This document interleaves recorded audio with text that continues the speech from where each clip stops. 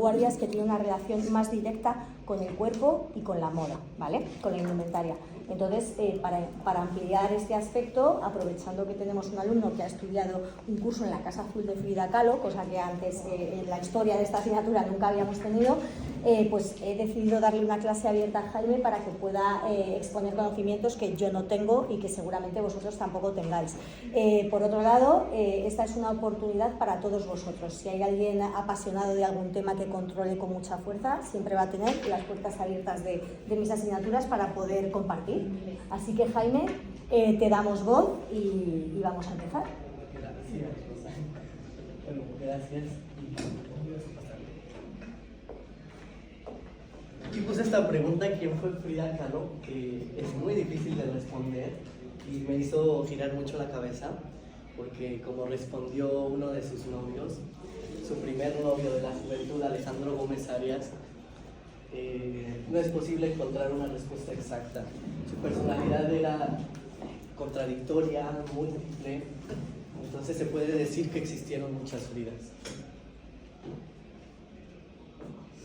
Hice este collage en Photoshop para hablar un poco de su imagen, de cómo es tan famosa y cómo tan reconocible y cómo ha sido sobreexplotada por el marketing y por nuestra sociedad.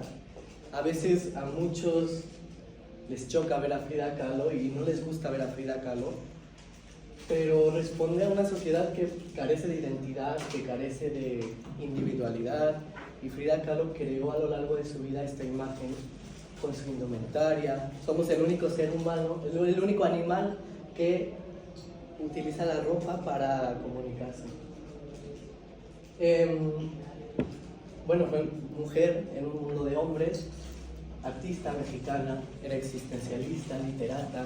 Traje un libro de sus cartas que es muy bonito, yo creo que es el mejor libro de ella. Hay muchísimos libros de ella, pero ese de sus cartas es Frida en primera persona, entonces es increíble.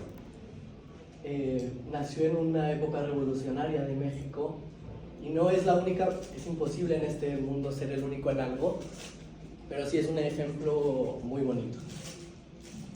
Una pregunta. Perdonad, ¿puedo alzar la mano? Sí. Jimena, ¿podrías poner de nuevo la diapositiva del collage que hizo Jaime, por favor? Este es el collage que quiero ver.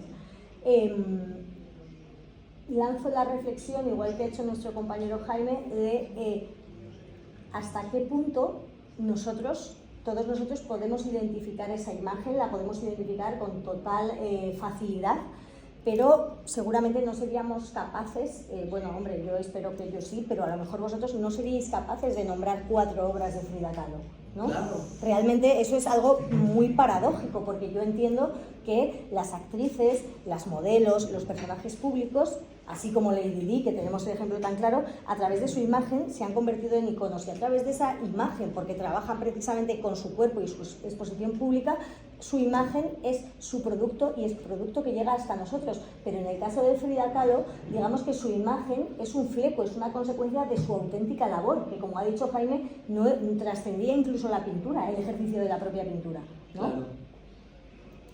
Y se desconoce mucho de su trabajo. Pinturas tuvo pocas, tuvo 150 obras, de las cuales un tercio son autorretratos, algo un poco sin precedentes en la historia del arte. Yo no conozco, no sé si tú conozcas a un artista que se pintaba tanto. Con tal obsesión, y para que sea la tercera parte, ¿no? Una tercera parte de su obra, pues simboliza, es algo bastante obsesivo, ¿no? Y bueno, ahora puse estas imágenes de México que encontré en un archivo increíbles de México en el siglo XX para dar un poco de contexto. Y Frida vivía en un México que yo diría muy mágico y muy... que acababa de salir del Porfiriato, una época de dictadura. Durante el Porfiriato abundaba la arquitectura francesa, los bailes europeos, la aristocracia mexicana se hizo más rica y los pobres se hicieron más pobres. Y entonces Frida nace en 1907.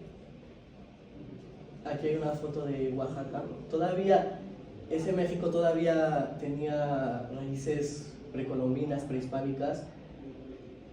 Y Este es un poco de la arquitectura de la Ciudad de México, inspirada en la arquitectura europea.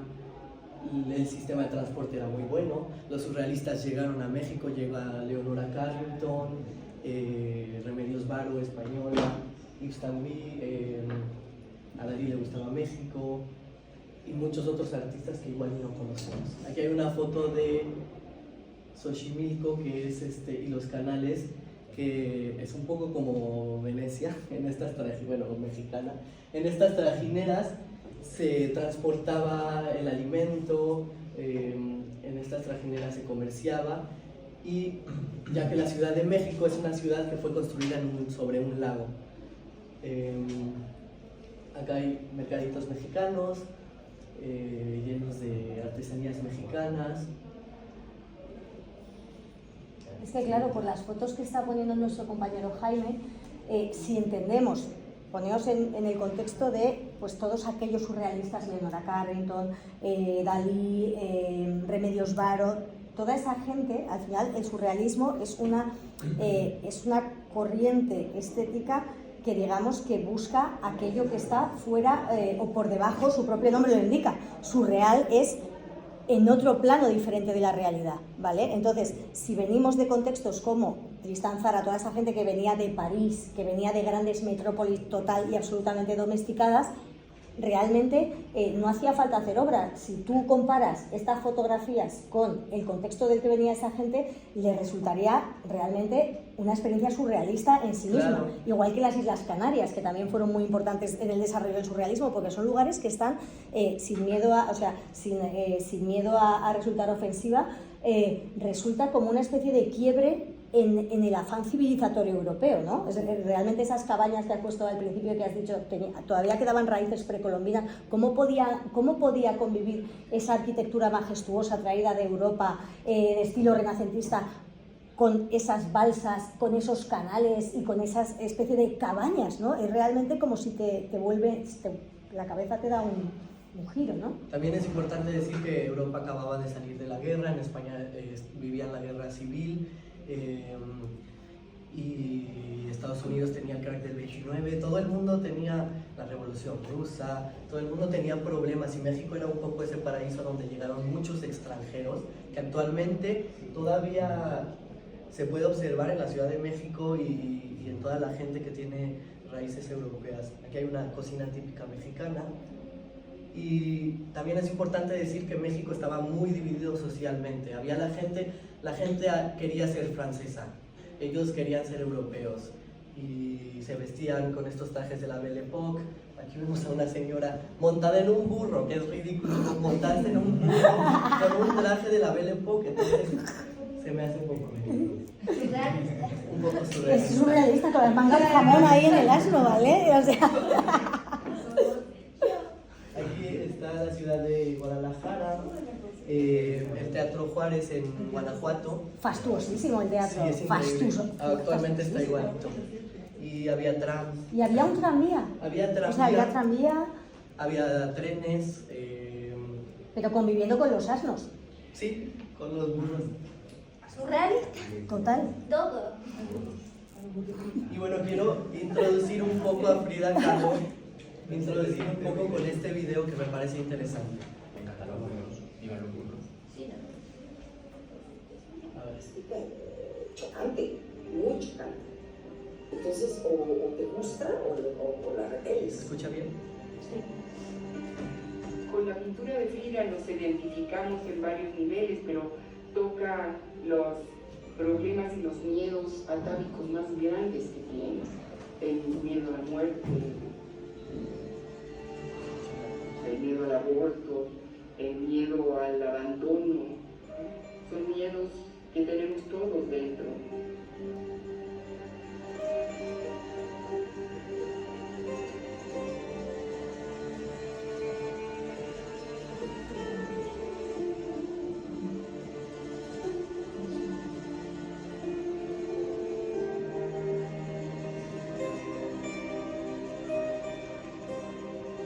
Algo que es un punto importante es el hecho de que hablaba sobre sí misma, o sea, no había artistas, digamos, en esa época que fueran autorreferenciales como lo fue Frida Kahlo.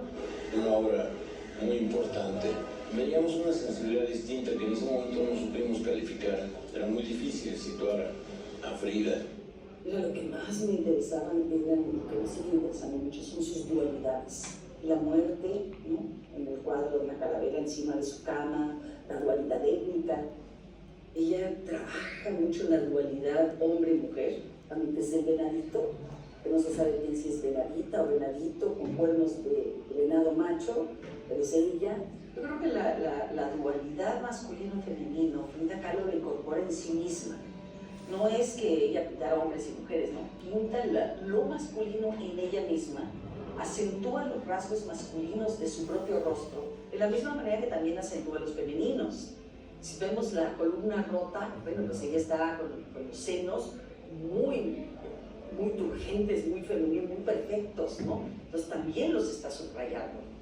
Yo creo que es muy único de ella. Yo no conozco otra pintora de México como pintor que incorpore esa cuestión andrógina en su imaginería. Conciencia de la disparidad de género, creo que hay muchísimo, ¿no? Y es muy evidente, no solo en la obra, sino en los escritos de Frida Kahlo, las mujeres que están en lo personal y los hombres que están en lo público. Esa dualidad con la que ella está jugando, por ejemplo, cortándome el pelo con unas tijeritas, donde ella trae evidentemente el traje de Diego, es totalmente una construcción de la cultura. Lo femenino y lo masculino es inventado por nuestra cultura. O sea, no hay un interno femenino o un interno masculino. Tal como somos hombres o somos mujeres, lo somos porque nos lo inventaron así. Pero hay muchas otras maneras de serlo. Exige un cierto grado de imaginación, ¿no? De ver qué clase de mujer quiere ser, que no sea lo que cae en un puesto, o qué clase de hombre. Bueno, es una introducción de un documental que es muy bueno. Hay muchos documentales, después les paso links. Y estos son sus papás, empezando un poco con su biografía. Matilde Kahlo y Guillermo Kahlo, que era alemán, y Matilde era oaxaqueña, pero era mestiza, no era completamente, no me gusta decir indígena, pero no era completamente indígena, porque la palabra indio viene de un error de los españoles que creyeron que llegaban a las Indias, cuando no fue así. Entonces no me gusta decir indígena, prefiero decir prehispánico, precolombino, culturas originarias. Y bueno, aquí vemos a su mamá con un traje, un vestido típico de 1910, la Belle Époque, con esa sombrilla parece que se va a ir a dar un paseo por Champs-Élysées, cuando seguro está en un jardín de Xochimilco. Aquí está Frida de niña, su papá era fotógrafo, desde muy pequeña ella aprende a posar a la cámara, tiene un archivo impresionante de fotografías, y su papá era muy artístico, pintaba paisajes en el río Xochimilco, pintaba naturaleza, y entonces él inculca un poco esta educación artística a Frida Kahlo. También era su hija favorita. Ella se dice que a los 6 años sufre de poliomielitis, lo cual no está confirmado. Muchos biógrafos dicen que fue un tumor blanco o espina bífida y que los padres lo quisieron ocultar. Sin embargo, es cierto que esa poliomielitis le dejó una pierna más delgada que la otra y ella lo trataba de ocultar con calcetines, poniéndose muchos calcetines. Ella nació en Coyoacán, que era una villa a las afueras de la Ciudad de México. Actualmente forma parte de la Ciudad de México y le queda un poquito ese encanto como de pueblo. Por Coyoacán pasaba el río Churubusco, en las calles pasaban gallinas, vacas y lo describe muy bien Elena Poniatowska, que es una escritora increíble que vivió en México, y también lo describe en una entrevista Leonora Carrington, que adoraba todas estas cosas tan únicas de México. Aquí hay unas imágenes de la Ciudad de México durante la temporada de jacarandas. Y Coyoacán actualmente pues es como un pueblito, tiene todo lo característico de un pueblo típico mexicano. Aquí está Frida Kahlo. Ella nace en 1907, aquí tenía 19 años. A veces miente para decir que nace en el 1910, que es cuando estalla la Revolución Mexicana. A ella y a su hermana Cristina Kahlo las escondían en baúles para cuando pasaban los zapatistas, y su mamá les daba gorditas de maíz para alimentarlos. Ella es Cristina Kahlo, la podemos ver que se ve con una silueta típica de los 20, con un corte que se ve muy de los 20. En muchas fotos de Cristina usa vestidos que parecen tipo Chanel. Porque entiendo por las fotografías que has visto antes de sus padres y por este retrato de familia, entiendo que ella pertenecía a una clase social privilegiada. Su papá fotografiaba para el gobierno.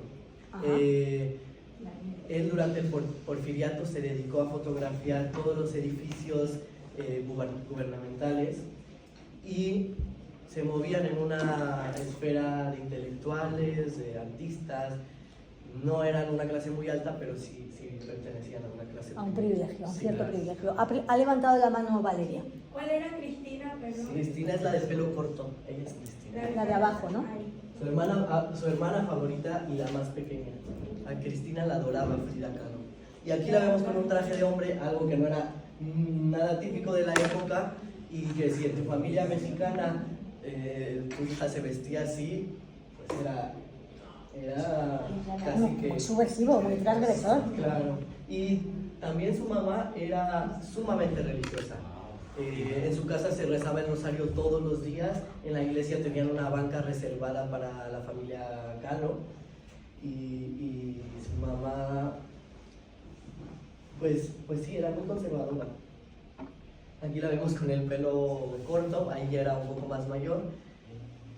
Y aquí está con ese gorro que usaban los cachuchas, que es un grupo de intelectuales. Ella entra a la Escuela Nacional Preparatoria que estaba en el centro de la Ciudad de México y entra un plantel de 2.000 estudiantes. Cuando entra ese plantel de 2.000 estudiantes fue de las 35 mujeres que estudiaban ahí. Aquí hay una Frida un poco más joven, siempre tuvo mascotas.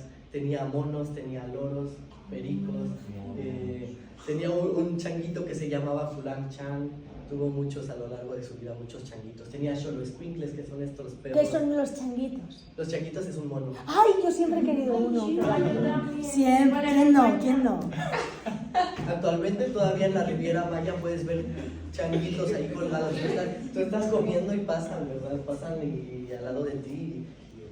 Bueno, en el siglo, por poner una pequeña curiosidad, que eso es muy colonial, realmente es muy colonial porque, claro, toda esa costumbre de tener monos, etcétera, estaba muy asociado a lo salvaje, a las Américas. Entonces los europeos se traían los monos y les hacían a medida libreas, como de mayordomo. Entonces tenían monos en sus palacios con libreas de mayordomo. Y bueno, eso es una locura, ¿vale?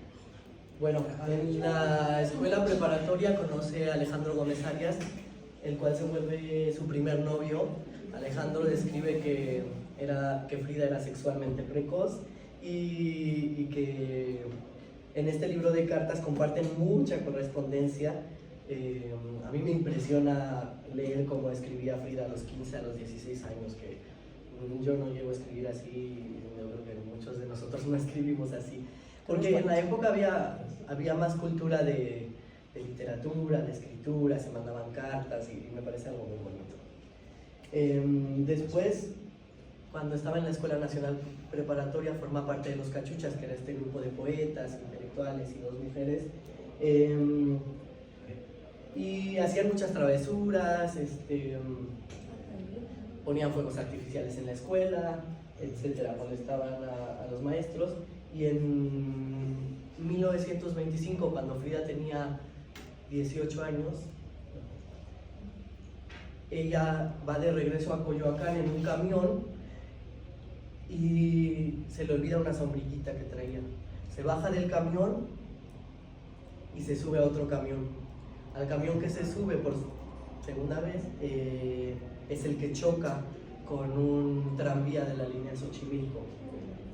Y este choque la deja con muchas heridas, le rompe la columna, la pierna se la rompe en 11 partes, la clavícula, el brazo, el tubo la atraviesa como espada al toro y le sale por la vagina, rompiéndole el labio izquierdo.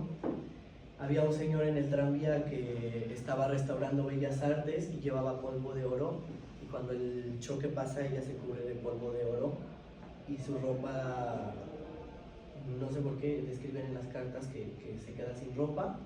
Y un señor pone su rodilla y le saca el tubo, y Alejandro Gómez Arias describe los gritos como algo que nunca había escuchado en su vida. Del accidente nunca pinta, solo hace un dibujo, que no es ese que está ahí, pero hace un dibujo, y se la llevan a la Cruz Roja, pasa 9 meses ahí, después le ponen un corset de yeso, el corset lo tenía que usar un año más, y ella se desespera mucho durante este periodo. Su mamá ni siquiera acudió a la Cruz Roja, solo la visitaba su hermana y algunos amigos, de tal impresión. Y cuando ella regresa a su casa en Coyoacán, su mamá le coloca un retablo en la cama y un espejo arriba de la cama, por ahí está el espejo, allá en la esquina, para que ella pudiera pintar. Empieza a pintar un poco por aburrimiento, un poco sin pensarlo, ella lo escribe sin pensarlo, empieza a pintar. Pasa mucho tiempo en la cama, tuvo corsés de yeso, tuvo corsés de fierro, de cuero, los tuvo de todo tipo. A lo largo de su vida sufre 32 operaciones, toda su vida la estuvieron operando. En los últimos años, después se va a Nueva York a ser operada, toda su vida sufre de temas médicos, de temas de salud. Conoce a Diego Rivera cuando ella era niña y estudiaba en esta escuela preparatoria. Él pintaba murales. En México se vivía el muralismo, que es una época muy característica del arte mexicano, y era un poco porque la gente no sabía escribir, no sabía leer, bueno, algunos, y el gobierno mexicano tiene a su primer secretario de Educación Pública, que es José Vasconcelos.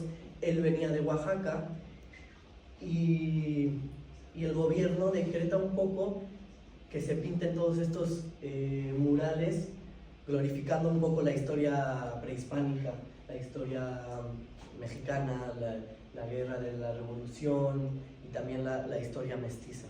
Claro, porque los murales, para quien no conozca muy bien esta parte de la historia, que es una parte bastante importante, realmente los murales, aunque por supuesto tienen un valor artístico increíble e incalculable formalmente, será como lo que va a pasar después de la llegada de Stalin al comunismo. Es decir, esos murales son, vamos a decir, publicidad gubernamental, por así decirlo, ¿vale? Son una herramienta de comunicación al servicio del poder que en aquel momento pues estaba.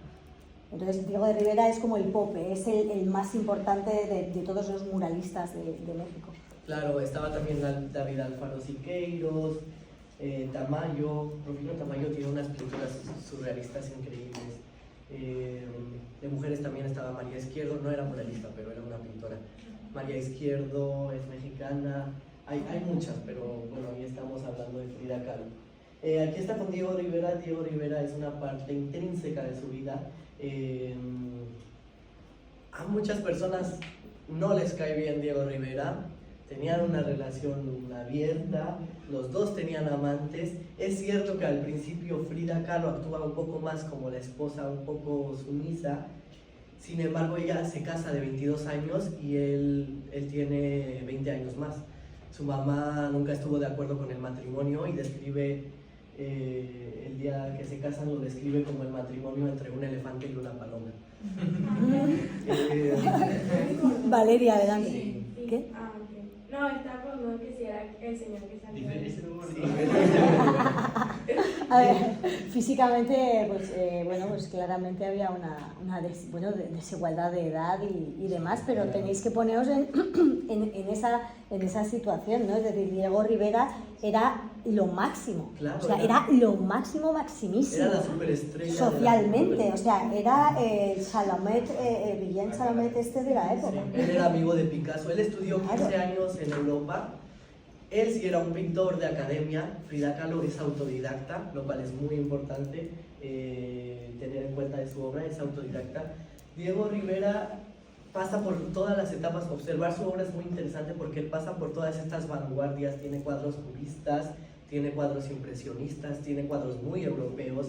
Y a los mexicanos normalmente no les gusta la pintura de Diego Rivera, porque al final él desarrolla un estilo naif, un estilo un poco como de niños. Él pinta a las personas un poco más feas de lo que son, un poco regresando a este estilo prehispánico que hacían en los jeroglíficos, por decir así, aztecas.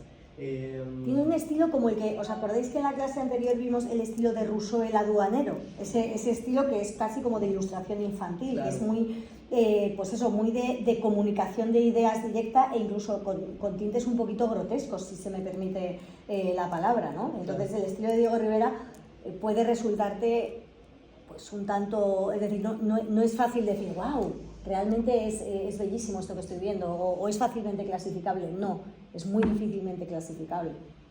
Él hizo muchos manifiestos, bueno, algunos manifiestos con David Alfaro Siqueiros. Uno era por un arte revolucionario y su arte se trataba de esto, de representar a México, de abandonar la escuela europea un poco, y es por eso su obra. En una ocasión pinta a María Félix, que es esta artista mexicana, ícono de la moda, del cine. Una diva, la diva mexicana, ¿no? Una diva del cine de oro. Y a María Félix no le gusta nada el cuadro. Era muy amiga María Félix de Diego Rivera y de Frida Kahlo, pero dice, a mí Frida y Diego me encantan como intelectuales, pero su obra no me gusta nada. Y pinta, ella la pinta con un vestido de encaje, y al cuadro le pide a un albañil que le ponga pintura blanca en los senos. Diego se enoja, le grita de todo. Ella no le presta el cuadro para una exhibición que tenía Diego y no le gusta porque ella sale fea, en el cuadro sale fea. Es que mirad, en esa foto se ve detrás hay un mural de Diego Rivera, para que veáis el tipo, de hecho está presidido por Stalin. Ese mural lo hacen, bueno, la pareja se muda a Estados Unidos en el 1930, para que Diego Rivera pintara murales en Detroit, San Francisco y Nueva York. Henry Ford, el de la Ford de los carros, le pide murales para el Detroit Institute of Arts y para muchos otros edificios. Y este mural es en el Rockefeller Center, en Nueva York, que todavía ahí está el Rockefeller Center. Pero Diego Rivera pone a Stalin y pone ideas un poco comunistas. Los Rockefeller, siendo una familia capitalista de Estados Unidos, de las más ricas de la época, le dicen obviamente que lo tiene que quitar, que no puede dejar a Stalin. Él se rehúsa a quitarlo y el mural es demolido. Ese mural no existe actualmente. Hay una recreación en México, porque obviamente estaba el boceto, pero en Nueva York es demolido. En Estados Unidos pasan mucho tiempo y Frida aprende muchas cosas. Frida empieza a pintar un poco por hacer algo, pues sí. Ella siempre se vestía de tehuana, con faldas largas, y le escribía a su mamá. Quiero leerles un párrafo de una carta que le escribe desde Nueva York. Aquí Frida tenía 23 años más o menos. O sea, como tú. Nueva York, 20 de enero de 1932. Mamacita linda, ya por fin estoy mejor, solo tengo algo de garraspera y tos, pero no tiene importancia. Lo peor fue que me pasé unos días reteaburrida, zampurrada en este mugroso hotel, viendo el parque central tan pelón de árboles que parece basurero, y oyendo aullar a los leones, tigres y osos que tienen en el parque zoológico enfrente del hotel. De noche me he puesto a leer historias de detectives, y luego ya que me agarra el sueño muy macizo, me voy a mi cama y empiezo a soñar puras pesadillas. Así me he pasado 8 días de gripa. Ya ayer salí un rato, pero no quiero hacérmela muy valiente, pues el clima es de la trompada y de una recaída me va peor, ¿no crees? Así es que prefiero aburrirme y quedarme papando moscas en el hotel. Además, de día viene manada, de tarde también, y de noche nada más espero a Diego. Bueno, es un párrafo de la carta, es más larga, pero las cartas tienen todos estos modismos mexicanos. A mí me encanta escuchar bueno, no escucho a Frida Kahlo, pero leer a Frida Kahlo. Y hay muchas historias de Estados Unidos. Tiene amantes, tiene su primera exposición en San Francisco, conoce a las artistas americanas, tiene amigas. Emmylou Packard, de su amiga, era artista. Las Bloch, Lucian Bloch, y su hermana, que eran hijas del mejor compositor de música clásica judío, no sé, bueno, un compositor. La grande tocaba el laúd. Tenía muchas amigas intelectuales. Ella hablaba inglés, obviamente, hablaba francés y hablaba alemán.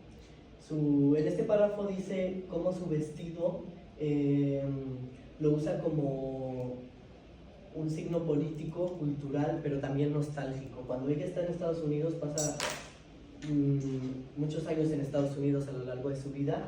Obviamente regresa a México, vuelve a Estados Unidos, pero tiene mucha nostalgia por México. En las cartas de esta época extraña demasiado México. Y entonces es también como un símbolo de nostalgia. A los que no son de aquí, a mí me pasó que cuando dejé México me volví mexicano. Yo en México...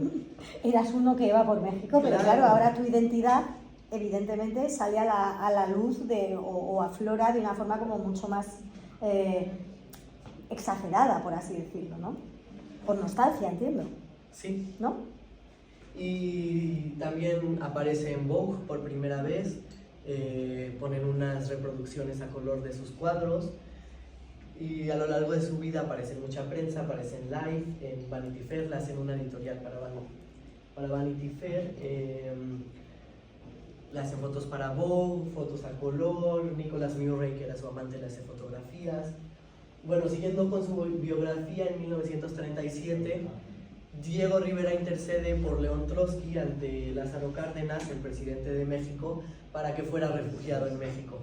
Cuando León Trotsky llega a México, Diego Rivera estaba enfermo de los riñones y no puede ir a recibirlo. Entonces manda a Frida Kahlo para que lo reciba junto con su esposa Natalia, un apellido ruso. Y en esta época la pareja estaba peleada porque Diego Rivera la engaña con Cristina Kahlo, su hermana. ¡Terrible! No me lo esperaba. Un clásico. Ay. Mira, hemos petado tanto. Ay, perdón. Era su hermana favorita. Su hermana favorita, ¿vale? A la que más quería y... Cosas que pasan. Y a Frida le duele muchísimo, sufre mucho. Después perdona a Cristina, se divorcia de Diego y un año después se vuelve a casar con Diego. Por eso les digo que a mucha gente le choca la relación, tenían una relación muy rara. Pero cuando lees las cartas entiendes un poco más su relación. Era la suya, su relación era la suya, ¿no? Es decir, era muy exclusiva, no es juzgable, ¿no? Y también yo sé, no, ¿Qué? exclusiva no era. Bueno, buen apunte, Judith, más bien inclusiva, efectivamente. Y también yo siempre digo que Diego Rivera y Frida Kahlo, bueno, que Diego Rivera es de los pocos hombres que entienden a Frida Kahlo intelectualmente, que Frida Kahlo es obviamente de las poquísimas mujeres que entienden a Diego Rivera y que tenían un nivel intelectual parecido o que eran camaradas, eran amigos, eran compañeros de vida. Frida Kahlo también se hace amante de Trotsky. Bien, Frida. A Diego Rivera le hierve la sangre. Claro, es que Diego Rivera y Frida Kahlo eran comunistas. Claro. No debemos de pasar por encima de esta cuestión, claro. Entonces, pues lo mismo, si Diego Rivera era el pope del arte y la intelectualidad mexicana, pues Trotsky ya ni te digo, ¿vale? Dentro del comunismo y de esa política internacional. También cuando estuvieron en Estados Unidos, Diego Rivera tiene una exposición en el MoMA muy exitosa, que creo que visitaban 2,000 personas diario o algo así, no recuerdo muy bien la cifra, pero fue muy exitosa. Durante esta época, André Breton, el que define el surrealismo en su manifiesto, bueno, el surrealismo a la manera de Breton, porque hay muchos tipos de surrealismo. El surrealismo viene de las palabras francesas sur la réalité, sobre la realidad, por eso sur. Y Breton quería conocer a Trotsky y pone de pretexto algunas pláticas que da en la Universidad Nacional Autónoma de México para llegar a México, se hospeda con la pareja Rivera. Frida cuando estaba en Estados Unidos era Frida de Rivera, y cuando exponía, cuando la ponían en periódicos y así, le ponían Madame Rivera, Frida de Rivera, la señora Rivera, Frida Kahlo de Rivera, y después ella se independiza un poco de esto, crea su imagen y se forma un poco más como una artista individual. Y bueno, actualmente, ¿quién es más famoso? Frida Kahlo. Me gusta este párrafo que dice que Breton creía que era una autoridad en el surrealismo y México lo hizo humilde. Su comprensión del surrealismo era intelectual, construida sobre teorías que intentaban dilucidar experiencias que solo podía imaginar pero no conocer. Los mexicanos, advirtió, eran la prueba evidente de que el surrealismo había sido un habitante sano de este país, sin nombre, en cada momento de la vida cotidiana, mucho antes de que él imaginara su existencia. Observó que los mexicanos habitaban en un territorio mental situado en algún lugar entre el mundo consciente y el inconsciente, y que pasaban instintivamente de uno a otro, con tanta naturalidad como respiraban. Frida nunca dijo que era surrealista, no le gustaba porque no le caía bien Breton, y no le gustaba decir que era surrealista. Frida fue amante de Jacqueline Lama, la esposa de Breton. Era bisexual. Era bisexual, ella era bisexual. De hecho, ¿Qué pasa? ¿Qué pasa? ¿Algún problema? Ningún problema. Vamos, solo faltaba. Que aprovecho, no voy a hacer aquí ninguna, no es o sea, creéis que voy a decir algo a este respecto, pero no, aprovecho con lo que ha dicho Jaime de cómo ella no se quería encuadrar dentro de este movimiento, aunque ella es encuadrada dentro de este movimiento, es decir, se estudia como una artista dentro del surrealismo. En la Fundación Mafre tenéis ahora la exposición titulada Otros surrealismos, ¿vale? Donde se habla de cómo esa idea hegemónica europea de André Breton fue interpretada por muchos artistas. Creo que hay obra de Frida Kahlo también, y tenéis una muestra maravillosa, gratuita, que podéis visitar. Y hay además un plano, hay una especie de mapamundi donde va situando todos los centros del surrealismo más allá de Europa, porque evidentemente es un movimiento que no es privativo de los pintores europeos. Incluso el manifiesto de Breton está en la... Sí, está en la muestra. Está en la muestra. Es increíble. Es una pasada. Muy buena, sí. Es muy buena exposición. Y bueno, es por eso que yo me pregunto si es surrealismo, si es arte figurativo, si es existencialismo, si es arte naif, si es fridismo o qué es. Tiene obras sumamente surrealistas, tiene obras representando escenas oníricas, y su obra es muy individual. Yo diría que su obra es individualista, es una obra biográfica. Todos sus cuadros representan escenas de su vida. Los cuadros más sangrientos lo pinta cuando Diego Rivera la engaña con Cristina Kahlo, y es individualista, su obra es personal. Es imposible entender la obra de Frida Kahlo sin conocer su historia. Es por eso que a veces ves los cuadros y dices, bueno, ¿esto qué? Aquí después tiene una... Bueno, a Breton le encanta la pintura. Cuando visita México, la invita a París, ella no conocía Europa, y un año después tiene una exposición individual en París. En París se acuesta con Josephine Baker. Sí. Esta performer americana, negra, que de hecho Dior se inspiró en ella para la colección Alta Costura del 2023, si no me equivoco, y fue el punto de partida para una colección de Dior, para esta colección de Dior. Y Josephine Baker fue una grandísima musa del movimiento surrealista, porque representaba esa otredad, eso que tanto les gustaba a los surrealistas, de ese estado preconsciente que ellos, como dice Jaime, no es adecuado hablar de lo indígena porque no es adecuado, pero en aquel momento los surrealistas sí entendían que había un tipo de civilización que no había estado tocada por la Ilustración y por todas estas cosas, y la identificaban con lo africano, lo identificaban con lo latinoamericano, con todo lo que no era occidente. Entonces Josephine Baker era la diva y gran musa de todos los intelectuales, porque les parecía una bailarina africana que habían colocado en París. lo cual ahora es muy incorrecto, pero bueno, es lo que era.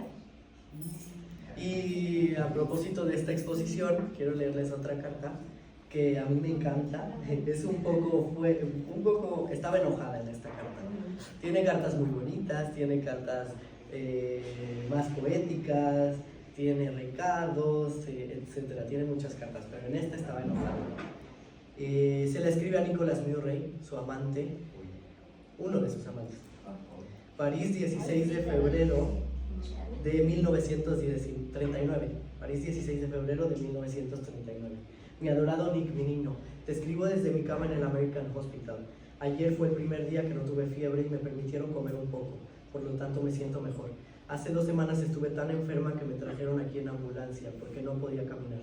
Debo decirte que no sé dónde ni cómo cogí este colibacilo en los riñones vía los intestinos. Tenía tal inflamación y dolores que creí morirme. Tomaron muchas radiografías de los riñones y parece que están infectados con ese colibacilo. Ahora estoy mejor y el próximo lunes espero salir de este putrefacto hospital. No puedo regresar al hotel porque estaría completamente sola. Por eso la esposa de Marcel Duchamp me invitó a quedarme con ella una semana hasta que me recupere un poco. Tu telegrama llegó esta mañana y lloré mucho de felicidad. Y porque te extraño con todo mi corazón y mi sangre. Ayer recibí tu carta. Cariño mío, es tan hermosa, tan tierna, que no tengo palabras para expresarte la alegría que sentí. Te adoro, mi amor. Créeme, nunca he querido a nadie de este modo jamás. Solo Diego está tan cerca de mi corazón como tú. No le dije una palabra a Diego sobre estas calamidades de estar enferma, porque él se preocuparía demasiado, y creo que en unos días estaré de nuevo bien. Por lo tanto, no es necesario alarmarlo. ¿Estás de acuerdo? Además de esta maldita enfermedad, he tenido la peor de las suertes desde mi llegada. En primer lugar, el asunto de la exposición es un maldito lío. Cuando llegué, los cuadros todavía estaban en la aduana, porque ese hijo de puta de Breton no se tomó la molestia de sacarlos. Jamás recibió las fotografías que enviaste hace muchísimo tiempo, o por lo menos eso dice. No hizo nada en cuanto a los preparativos para la exposición, y hace mucho que ya no tiene una galería propia. Por todo eso fui obligada a pasar días y días esperando como una idiota, hasta que conocí a Marcel Duchamp, pintor maravilloso. El único que tiene los pies en la tierra entre este montón de hijos de puta lunáticos y trastornados que son los surrealistas. De inmediato sacó mis cuadros y trató de encontrar una galería, por fin una galería llamada Pierre Coll. Aceptó la maldita exposición. Ahora Breton quiere exhibir junto con mis cuadros 14 retratos del siglo XIX mexicanos, así como 32 fotografías de Álvarez Bravo y muchos objetos populares que compró en los mercados de México. Pura basura. ¿Qué te parece? Se supone que la galería va a estar lista el 15 de marzo, sin embargo hay que restaurar los 14 óleos del siglo XIX y esa maldita restauración tardará un mes entero. Tuve que prestarle $200 para la restauración, porque no tiene ni un céntimo. Le telegrafié a Diego describiéndole la situación y le dije que le presté ese dinero a Breton. Se puso furiosa, pero ya está hecho y ya no puedo hacer nada al respecto. Todavía tengo dinero para permanecer aquí hasta principios de marzo, de manera que no me preocupo mucho. Bien, cuando hace unos días todo más o menos estaba arreglado, como ya te platiqué, Breton de repente me informó que el socio de Pierre Coll, un viejo bastardo hijo de puta, vio mis cuadros y consideró que solo será posible exponer 2, porque los demás son demasiado escandalosos para el público. Quería matar a ese tipo y comérmelo después, pero estoy tan enferma y cansada de todo el asunto que he decidido mandar todo al diablo y largarme de este corrompido París antes de que yo también me vuelva loca. No te imaginas lo mula que es esta gente, me da asco, es tan intelectual y corrompida que ya no la soporto. De veras es demasiado para mi carácter. Preferiría sentarme a vender tortillas en el suelo del mercado de Toluca en lugar de asociarme a esta mierda de artistas parisienses que pasan horas calentándose sus preciosos traseros en los cafés. Hablan sin cesar acerca de la cultura, el arte, la revolución, etc. Se creen los dioses del mundo, sueñan con las tonterías más fantásticas y envenenan el aire con teorías y más teorías que nunca se vuelven realidad. A la mañana siguiente no tienen nada que comer en sus casas porque ninguno de ellos trabaja. Viven como parásitos a costa del montón de viejas ricas que admiran su genio, entre comillas, de artistas. Mierda y solo mierda es lo que son. Nunca he visto a Diego ni a ti perdiendo el tiempo con chismes estúpidos y discusiones intelectuales. carajo, valió la pena venir solo para ver por qué Europa se está pudriendo y cómo toda esta gente buena para nada provoca el surgimiento de los Hitler y los Mussolini. Creo que voy a odiar este lugar y a sus habitantes por el resto de mi vida. Hay algo tan falso e irreal en ellos que me vuelve loca. Increíble. Después, Peggy Guggenheim le ofrece una exposición en Londres y la rechaza. Ella ya no quiere ir a Londres, se regresa a México y nunca vuelve a Europa. Sin embargo, ella era casi europea. Su papá era alemán, la mamá era mitad española, mitad prehispánica, entonces ella era casi europea. En unas fotos que están aquí, ella en autorretrato se pinta un poco más morena, pero... Sí, la que me has enseñado antes de la clase, realmente claro. Ella tenía la piel, no vamos a decir que como Sara, pero vamos, bastante más blanca y más europea de lo que nos han hecho creer a través de las fotografías y a través de los cuadros. Y bueno, termina la carta, a mi amiga le gusta mucho cómo se despide a una amiga. Me dijo que leyera cómo se despide don Nicolás. Dile a mam que te cuide y que te obliga a descansar cuando estés cansado. Dile que estoy mucho más enamorada de ti, que eres mi amor y mi amante, y mientras no estoy, te tiene que querer más que nunca, para hacerte feliz.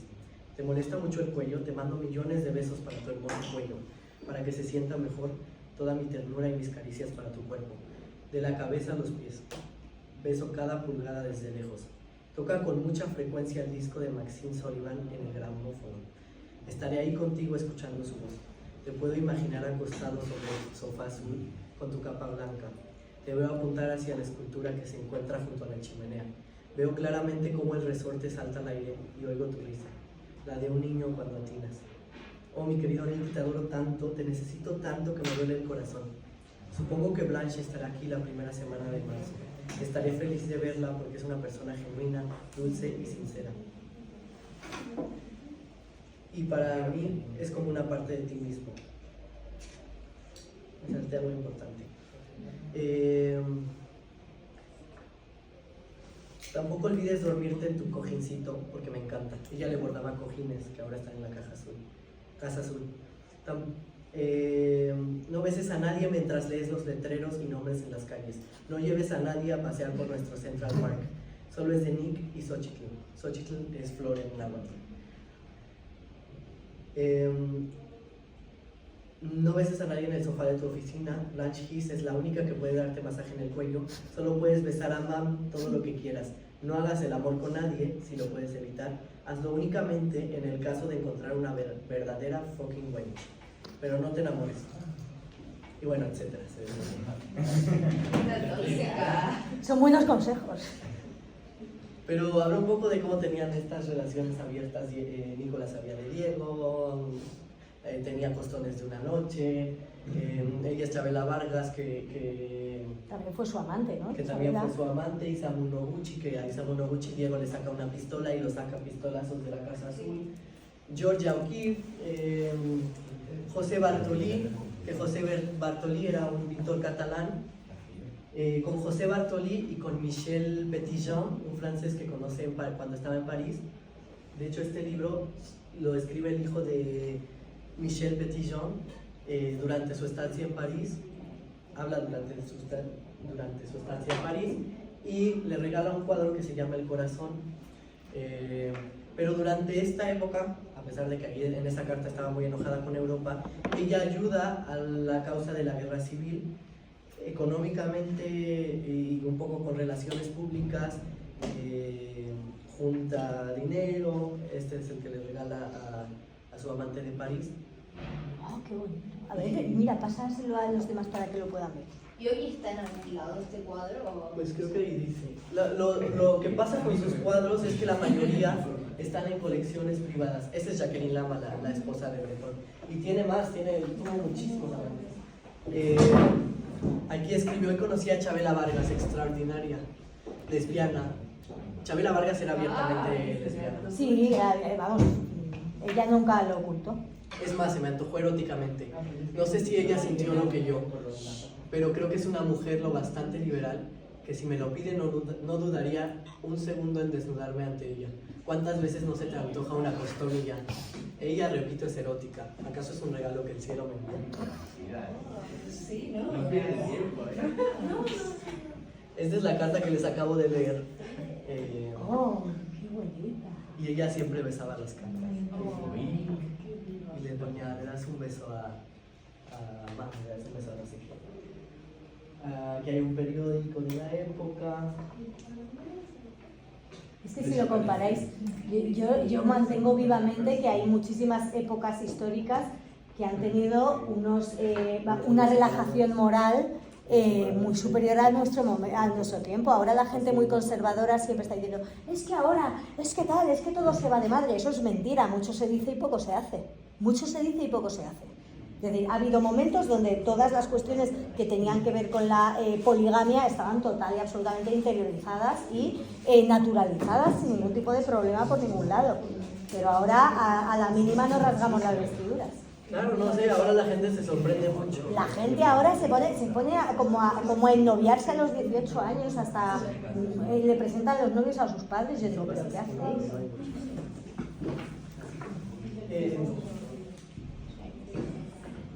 Y bueno, de su biografía podría hablar 5 horas, 6 horas sin parar. Dije algunos datos importantes, pero tuvo muchas exposiciones, pero nunca tuvo una exposición en México.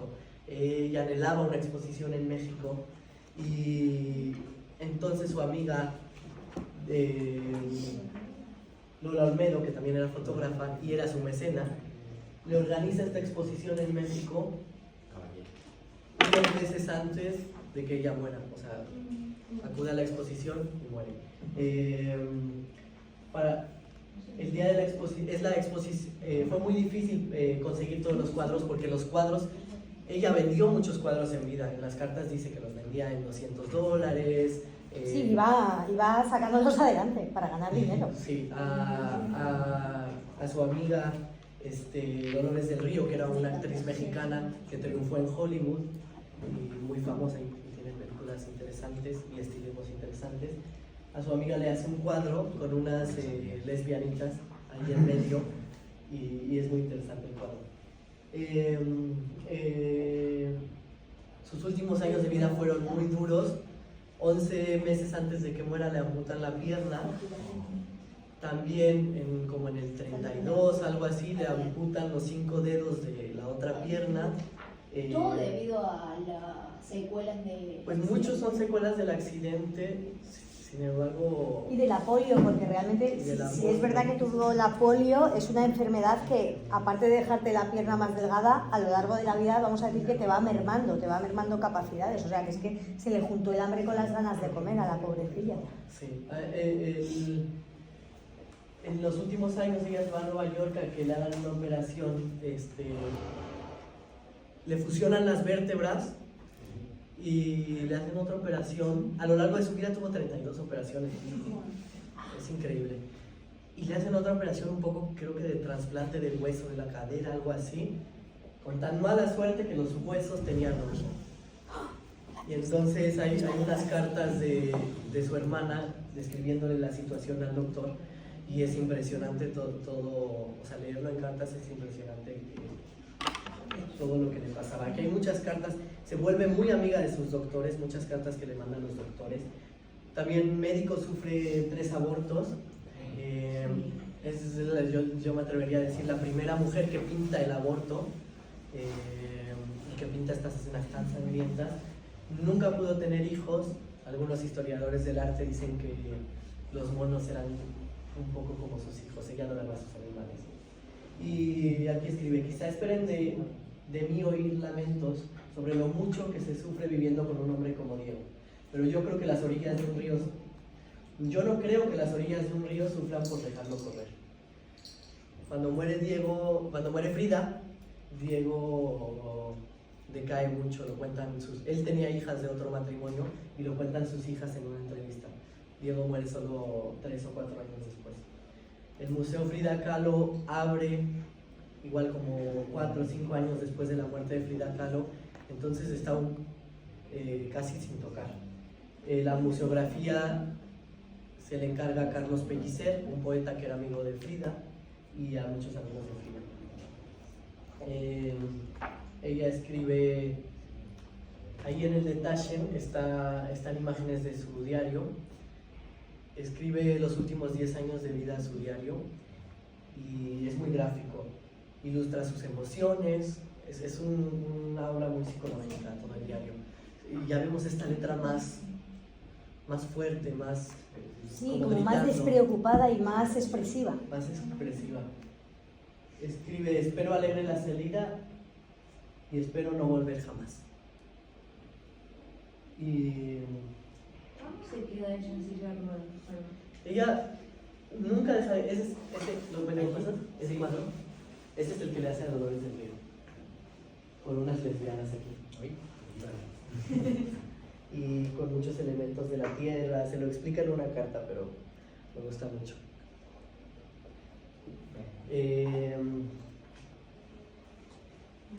Sí pasa en silla de ruedas, pero nunca deja de caminar. O sea, después del accidente pasa como un año en cama y regresa a su vida normal con bastón, luego deja el bastón.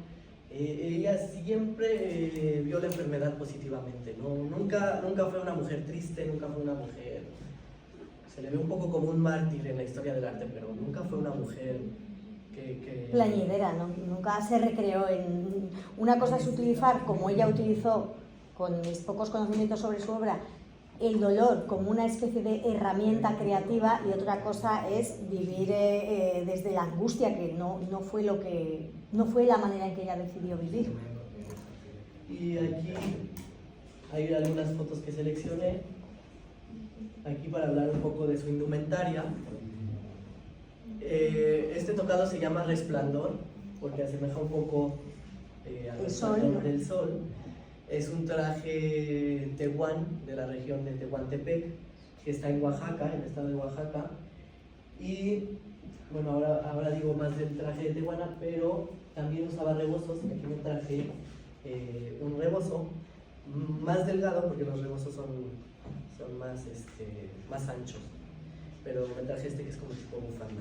Los rebozos se tejen, bueno, ahora hay muchas técnicas, pero normalmente se tejían en telar de cintura, es este, mira si quieres ver el rebozo. Y se pintaban con estos tintes naturales. El rojo se hacía con la cochinilla grana, que es un animalito que crece en los nopales, se ve como una nubecita blanca. Cuando lo agarras y lo aplastas da ese rojo, que también se utiliza en Perú y en muchas regiones de Sudamérica. Lo utilizan también como labial, lo utilizaban como labial en las épocas prehispánicas, y da un rojo muy vivo, muy vibrante, que durante la época de colonia se trae a España y forma parte de los trajes reales. El negro se hacía con el palo de Campeche,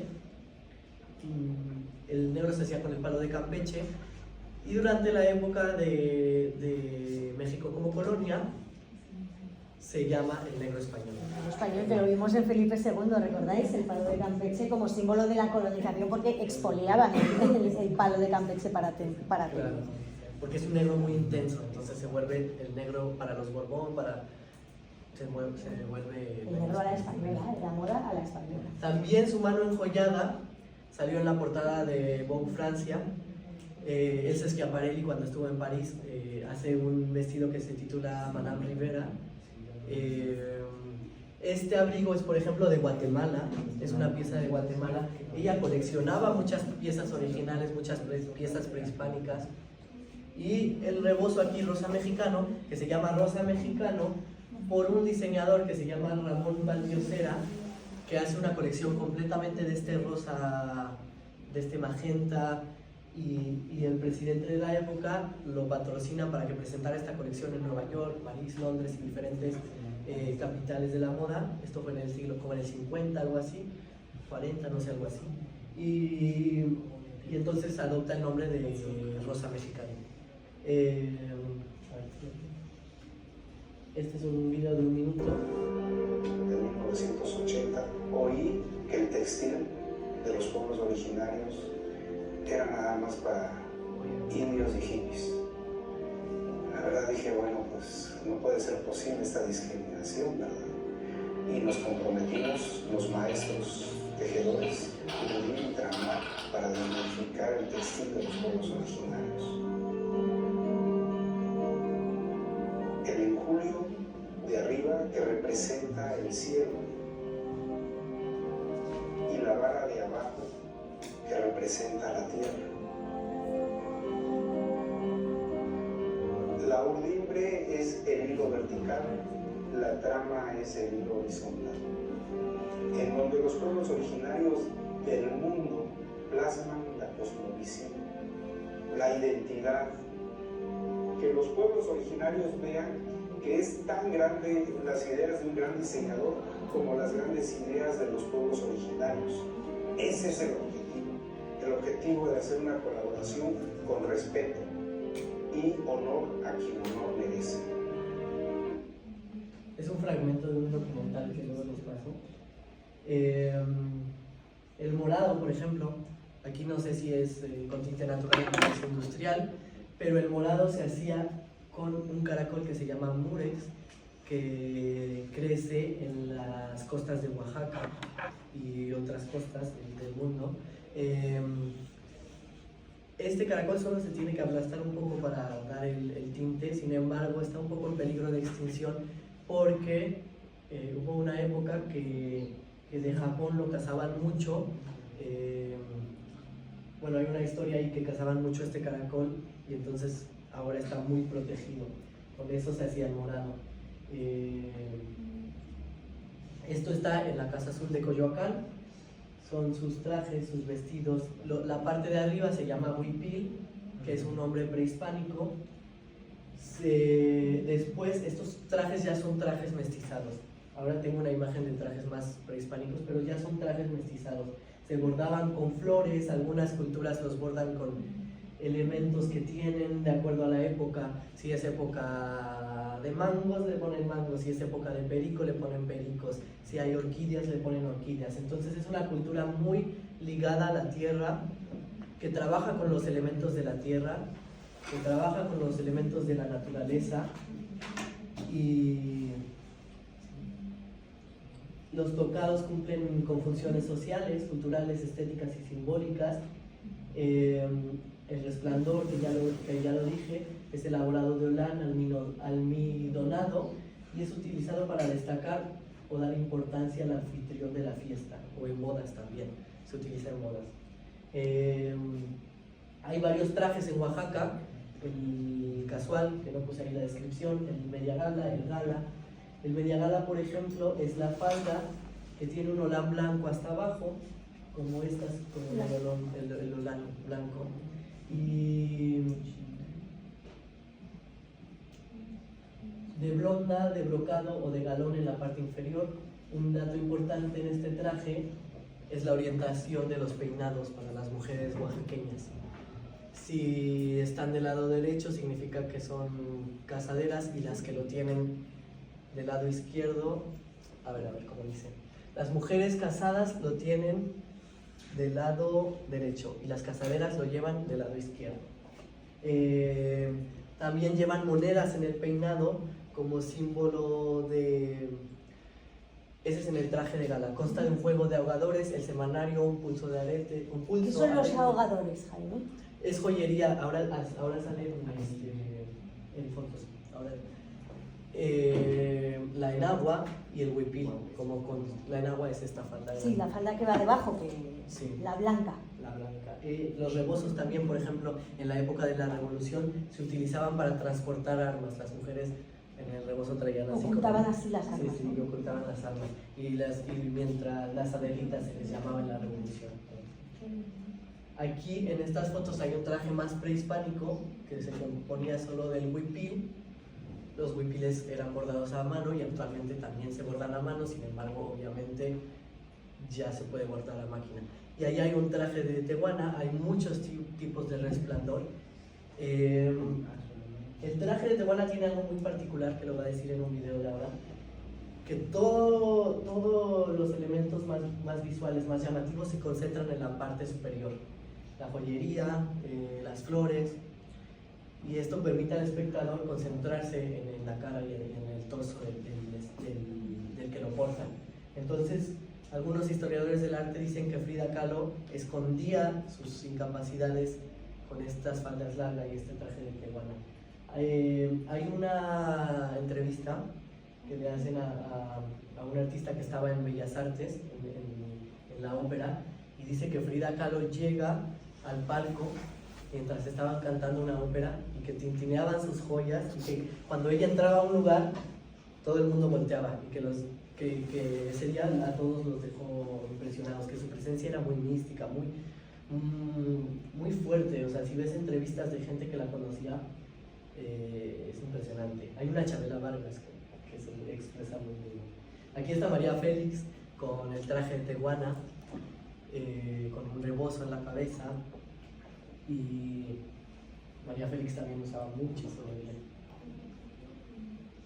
Y un poco ahora volvemos a la indumentaria, pero con la pintura de Frida Kahlo. Estas no son pinturas de Frida Kahlo, estos se llaman exvotos. Los exvotos eran pequeños cuadros que hacían para agradecer o para pedir a un santo o a la Virgen.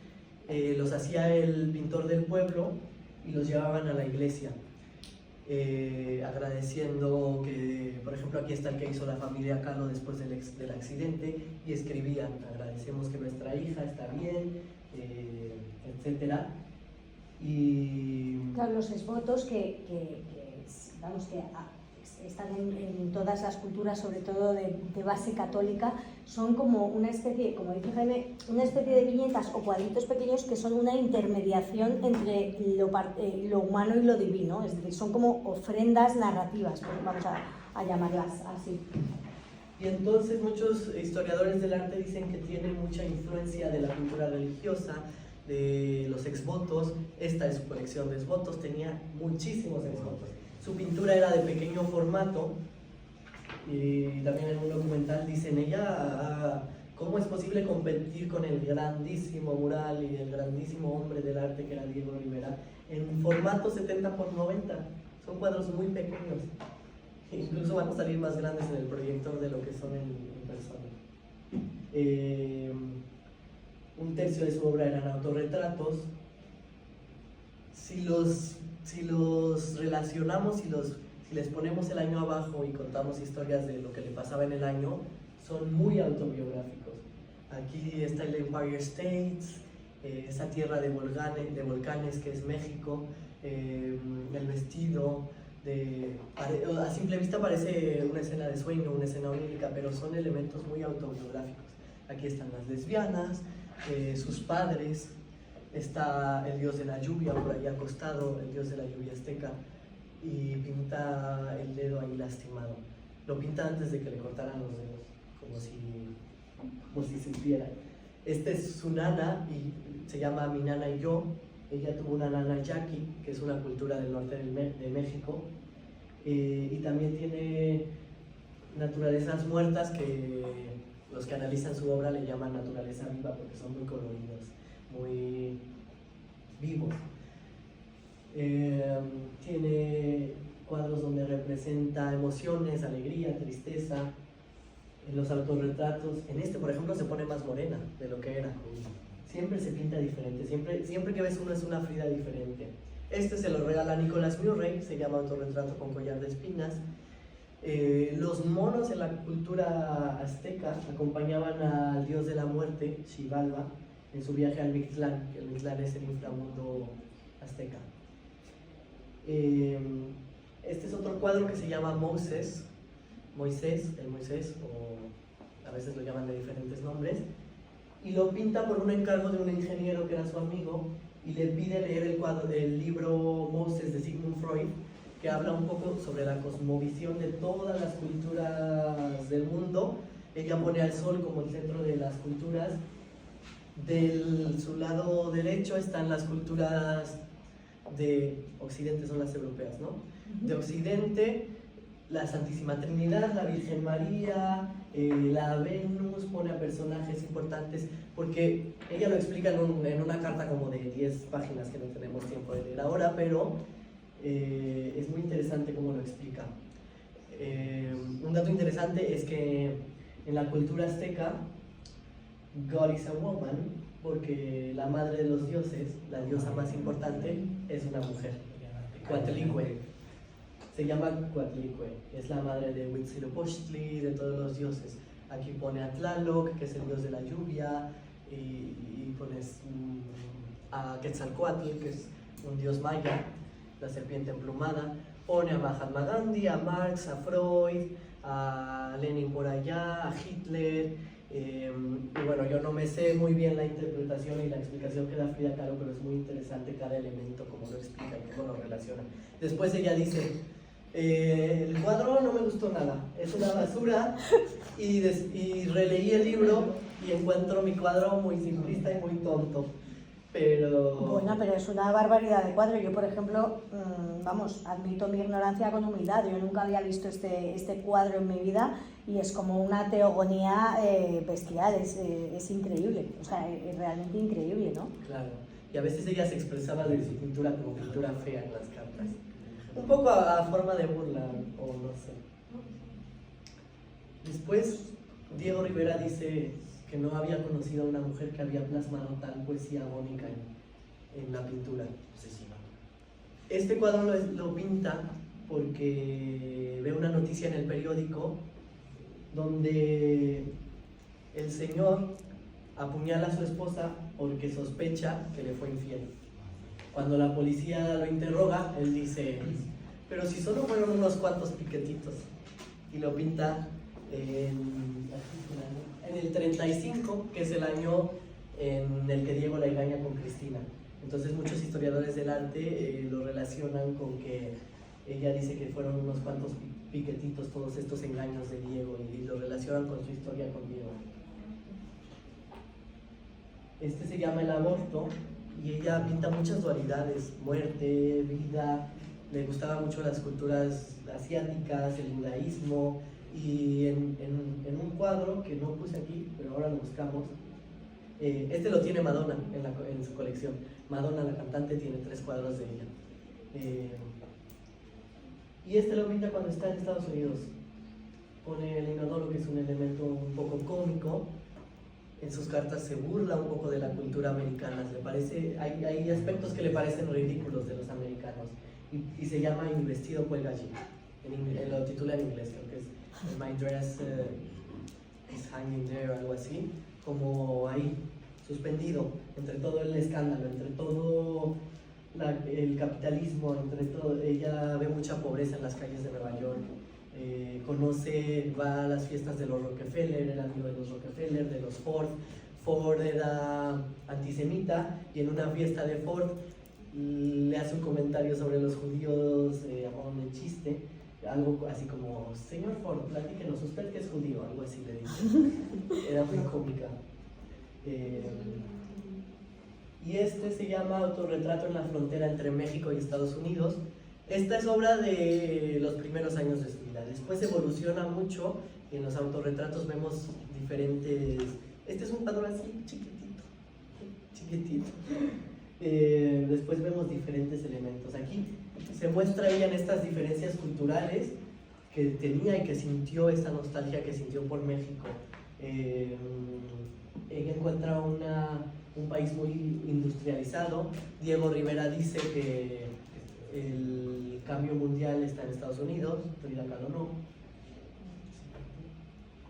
Este autorretrato me gusta mucho, autorretrato con monos, con naturaleza, con un huipil prehispánico, y cuando lo describe dice que el de aquí es su monito Fulan Chang. Y en un video que vi de una historiadora del arte les dice, como ya les había dicho, que los representa como esos hijos que nunca tuvo.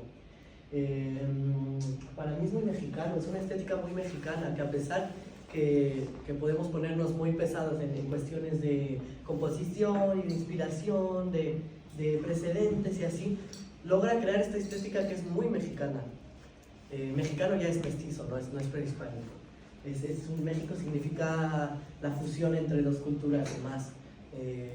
Incluso las faldas de oaxaqueñas tienen su inspiración en los mantones de Manila, estos bordados de flores. El Resplandor también tiene su inspiración en los mantones españoles y etc. Aquí está la columna rota y como ven está cubierta de clavos. Pone esta columna griega fragmentada y el clavo más grande lo lleva en el corazón.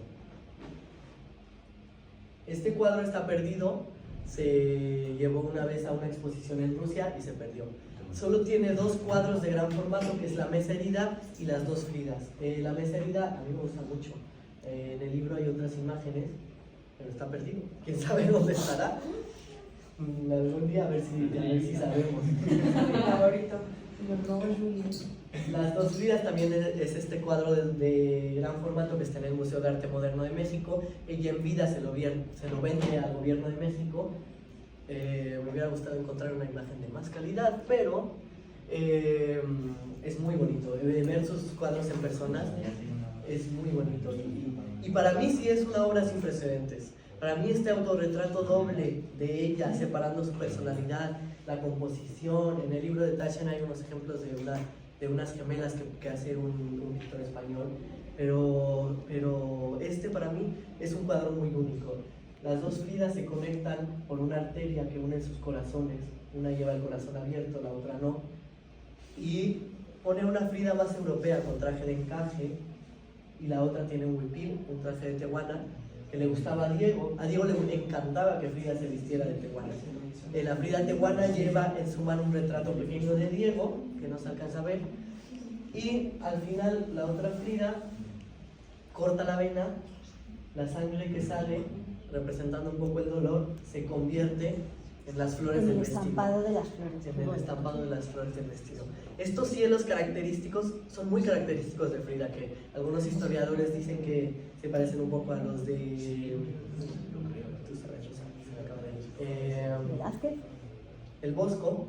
Bueno, es que el cuadro, realmente, el cuadro que nos has mostrado, que ha aparecido varias veces y que es de los que a mí más me han gustado de la presentación, que es el de los pies en la bañera, con toda esa cosmogonía, es un cuadro que bebe directamente del Jardín de las Delicias. Claro. Y o sea, es decir, el universo del Bosco que es realmente dislocado, surreal, lleno de pequeños simbolitos como si fueran miniaturas, es algo que se ve muy claramente en la pintura que nos has mostrado. Ella sabía de todos los artistas europeos. Claro, era gente muy culta, como hemos dicho, eran personas muy instruidas. Tengo fotos de sus libros, tenía fotos de libros de Velázquez, de Rembrandt, de Van Dyck, etc. Este lo pinta cuando tiene su aborto en Estados Unidos. Anteriormente ya había tenido un aborto en México y se llama el Hospital Henry Ford. Pone el caracol representando el paso del tiempo tan lento durante todo el tiempo que estaba en cama. Pone al feto, que en realidad no llegó a formarse, y esta flor representando la fertilidad. Y muchos historiadores del arte sí ponen a obras de Frida Kahlo sin precedentes. Obras como esta la ponen sin precedentes. Este se lo pide la directora de Vanity Fair, que fue una actriz que se llamaba Dorothy Hale. Se suicida y le pide un cuadro de Dorothy Hale. No le pide que la haga cayendo y con sangre. Cuando Frida le entrega el cuadro, ella se asusta y ella se lo quería regalar a la mamá de Dorothy Hale. Lo quería quemar el cuadro y al final no lo quema y se lo regala a un museo que no recuerdo cuál era, pero se me hace muy ella. Este está en el MoMA de Nueva York, aquí claramente con un traje que parece el traje de Diego.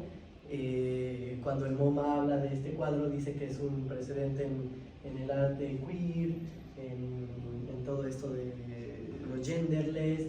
Hasta arriba le pone un pedazo de un corrido mexicano que dice: mira que si te quise fue por el pelo, ahora que estás pelona ya no te quiero. Era muy rebelde la señorita. Pues como hay que ser, ¿no? Como hay que ser. Y Y 8 días agonizando, y 8 días antes de morir, pinta este cuadro que se llama Viva la vida. Lleno de color, es un bodegón, pues a simple vista,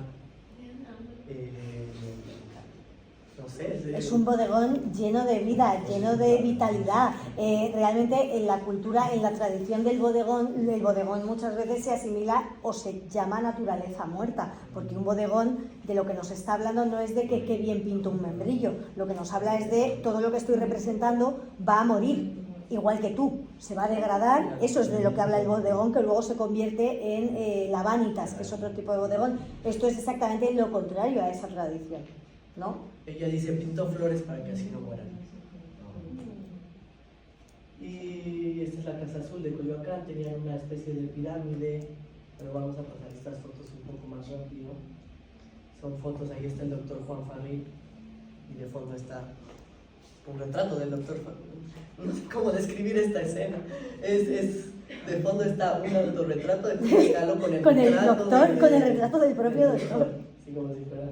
Esta es la Casa Azul, que una parte está construida con piedra volcánica de la zona, porque la zona era una zona volcánica. Esta foto de arriba me gusta mucho, la del espejo, y la recreó Dior hace un año con una modelo así, más estética. ¿verdad? Y Dior también recreó el de las dos Fridas, ¿no? Sí, también en la campaña. Aquí los aparatos que le ponían en su cama. Yo no me imagino cómo era pintar así. Me encantaría leerles, tengo su historia clínica, me encantaría, pero ayer me di el tiempo y me tardó 25 minutos leyendo la historia clínica. Este es Dolores del Río, aquí está con estos aretes de mano que le regala Picasso. Cuando ella expone en París recibe elogios de Picasso, de Kandinsky, de Joan Miró y de Marcel Duchamp y otros que le llamaba grandes cacas del surrealismo. Esta foto a color, con una figura de jade prehispánica, otro bodegón muy colorido, con un periquito, con este rebozo rosa mexicano. Estas fotos a color se las toma Nicolas Murray. Nicolas Murray tomaba fotos para Vanity Fair, para Vogue, en general para Condé Nast. En un momento se va a Hollywood. Este collar de jade está en la Casa Azul, que es muy típico de las joyas prehispánicas. Y aquí con su corset de yeso, aquí ya es una Frida como de 30, 40 años, y un símbolo comunista, ya pintaba sus cosas. Con José Bartolí, su amante español. En ese libro de París habla mucho de cómo se involucra con la guerra civil, ¿no? Y con española, porque claro, ella si era comunista y tenía, pues era amiga amiga o enemiga de los surrealistas, por lo menos sí conocía una situación y entendemos que estaba en el bando republicano y trató de intermediar, ¿no? Para También hay una biógrafa que dice que ella era apartidista. Ella después de Trotsky escribe, yo creía que era trotskista, sin embargo estaba muy equivocada. Le encantaba, cambia de posición durante su vida. Este retrato famosísimo, a color, se llama Frida on a Bench, que le hace Nicolas Murray. Aquí se pueden ver esas joyas que decía, que son muy típicas de la indumentaria oaxaqueña, y lleva un rebozo negro. Aquí está en el Hospital Inglés, que ahora es el ABC de la Ciudad de México. Ella pasa mucho tiempo en el Hospital Inglés de la Ciudad de México. Y este fue el último retrato que le hacen. Es impresionante la cantidad de fotos que tiene. Yo cada día encuentro fotos nuevas de ella. Hay un libro que se llama Solo sus fotos. Pero son fotos que ella toma también. Tiene una amiga que se llama Tina Modotti, fotógrafa italiana, también comunista, y hay unas cartas donde hablan de aspectos técnicos de la fotografía. Aquí hay una Frida más joven, con este traje que ahí estaba en una fiesta en Nueva York, una Frida con traje de tehuana, ahí está con su monito, en el de allá, y aquí está con Chabela Vargas, aquí está con Chabela Vargas.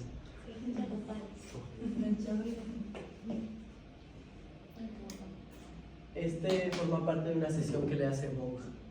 Y hay otra sesión que le hace Vanity Fair en la casa de San Ángel, que es otra casa la casa estudio que tiene Diego Rivera, que también vivieron un tiempo ahí.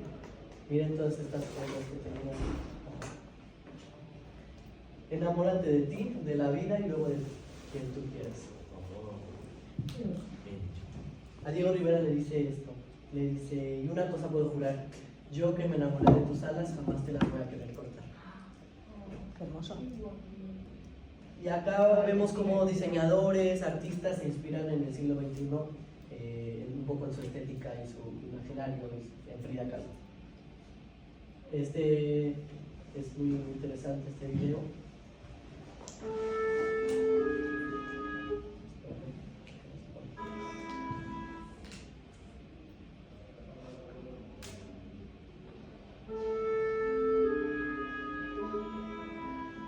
Es un placer para nosotros recibirlas hoy aquí en la Casa Zurich, donde Frida vivió la mayor parte de su vida.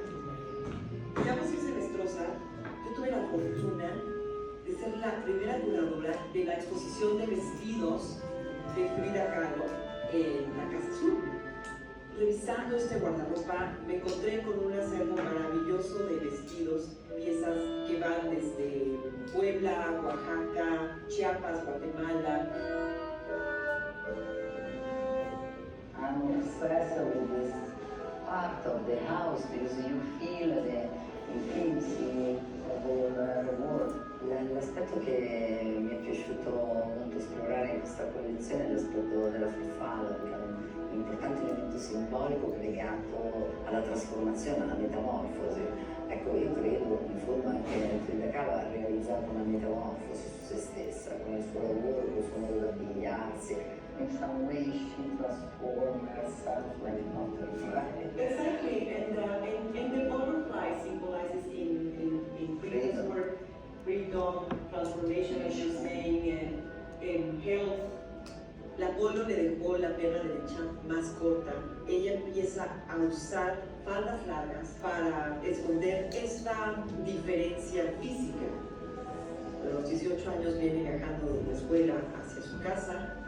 El autobús donde ella venía viajando tiene un gran choque con una vía. Yo te puedo decir, no tengo idea cómo ella pudo sobrevivir ese accidente. Y este es el comienzo del deterioro de su Non è semplicemente un simbolo di arte, ma proprio un simbolo di un femminile che costruisce se stessa. But you see her passion for politics, how she portrays herself wearing her Tehuana skirt that became her signature dress.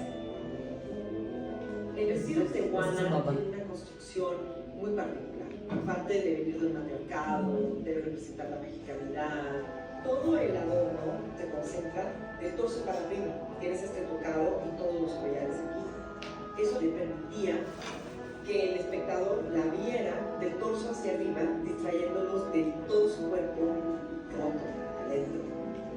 Because she was really an artist where included also clothes. Inside her heart.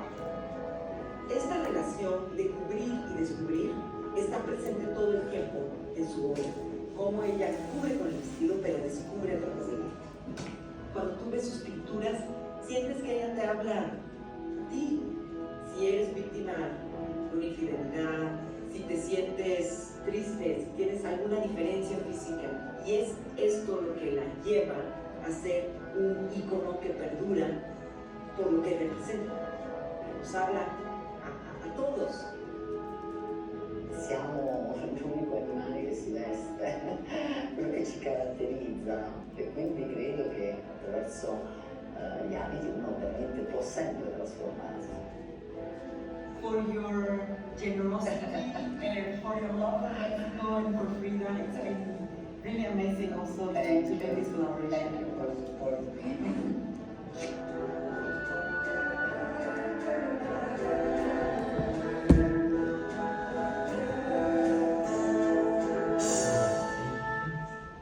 De un documental que dura como una hora, algo así. Es muy bonito. Y bueno, voy a pasar un poquito rápido para Jean-Paul Gaultier en el 98 hace una colección inspirada en Frida Kahlo, los corsets y todo esto. Vamos a verlas un poco rápido porque son... Las fotos de esta campaña son increíbles porque es la publicidad que hicieron simula los cuadros de Frida Kahlo como en un tableau vivant. Muy bonito, si buscáis fotos campaña Gaultier Frida. Luego Ricardo Tisci hace para Givenchy esta colección. Este está en la Casa Azul, lo donaron y él la hace menos sugerente, menos obvia, más sofisticada. Entonces podemos ver un poco cómo te puedes inspirar sin ser tan obvio. Él se inspira en la columna, en los huesos, en el dolor y bueno, vamos a ver las otras porque son muchas. Comme des Garçons, Rei Kawakubo se inspira en todas estas etapas que obsesionaban a Frida Kahlo: el nacimiento, la muerte, el matrimonio y la trascendencia. Aquí reinterpreta el traje de Tehuana, son como 60 looks y hay muchas reinterpretaciones del traje de Tehuana. Los aparatos médicos, también hay un look en la Casa Azul de Coyoacán. Después Valentino, alta costura del 2019, es más obvia. Aquí también el traje de Tehuana, más colorida, el rosa mexicano, faldas largas, otra interpretación del traje de Tehuana. Y este es el último look, solo que puse otras fotos después, pero a Naomi Campbell con el último look representando esta muerte. Madonna, que es su gran fan, ella dice que de niña visita un museo en Estados Unidos y se siente muy identificada, se siente muy escuchada con la obra de Frida Kahlo. Ella dice que era muy rara, que nadie la entendía y que si a alguien no le gustan los cuadros que ella tiene o los cuadros de Frida Kahlo, pues no son amigos suyos. Aquí está en la casa de la familia Kahlo hace unos años. Ahí está con Salma Hayek en el concierto que tuvo en Ciudad de México. Aquí sale un cuadrito de los que tiene en su casa de Londres, creo. Y aquí hubo una polémica porque dijeron que se probó la ropa de Frida Kahlo, nunca se confirmó. ¿Madonna se casó con un mexicano? No sé, la verdad. Se Sí, casó me con un dijo que era mexicano. español. Lola. Sí, no sé sí. quién es el No sé, la verdad. Sí. Ahí ya hizo un editorial con estos corsets, flores. Esta me gusta mucho porque es un hombre vestido con traje de Tehuana, algo que no es normal. Esta fotógrafa que toma igual toda la estética de Frida Kahlo, aquí como si fueran las dos Fridas. Oh, qué buen trabajo, ¿eh? No conocía estas fotografías, son impresionantes. Se ve un poquito oscuro, pero aquí hay un pavo real, animales, de pericos. Oh, increíbles los ambientes, ¿eh? Sí, son del año pasado, creo. Como una película. Sí, como una película. Sí. Esta representando la escena cuando Frida va a su exposición en la cama. Rosalía, con esta foto para el disco de... ¿Cómo se llama ese disco? El Mal Querer. El Mal Querer, ¿no? Inspirada Esas son las de en- Philip Kustik que hizo toda esta... como una es muy chulo. Este artículo dice cómo se inspira en muchos artistas. Aquí le tomé screenshot a este que hace estilismos inspirados en Frida Kahlo, la maniceja. Aquí está Mia Taylor-Joy en la premiere de Dune, Londres, con este traje, la falda plisada que también es muy característica en México, con este traje que se parece aquí al traje tehuana. Hubo una exposición en el Victoria and Albert Museum increíble, la curaduría fue increíble, la forma de poner todo fue increíble, los maniquís los hicieron en impresión 3D. Estos son los objetos que hubo en la exposición, hubo más de 200 objetos. Esta es la pierna, la prótesis que le compra Diego, le costó 4,000 pesos de la época, que era muy caro, o sea, imagínense, ella vendía los cuadros en $200. Aquí está este abrigo de Guatemala, que lo usaba con un huipil mazateca, es otra cultura. Esta foto a color, que es muy bonita, con ese fondo magenta, la joyería oaxaqueña y el huipil bordado y los listones que eran tan característicos. Estaba este cuadro, estaban los corsets, estaba su maquillaje. La gente que la conocía y tienen entrevistas dicen Frida Kahlo nunca se dejaba ver sin el labio pintado. Las botas, que hay unas botas, unos tacones que no puse en la casa, aquí, que están en la Casa Azul, que era uno más alto que el otro. Entonces, porque tenía Claro, una piel un poco más por la polio que se había quedado. Todos estos collares que tenía, joyas y joyas y joyas, y no terminaríamos de ver de todo lo que tenía. Este otro traje,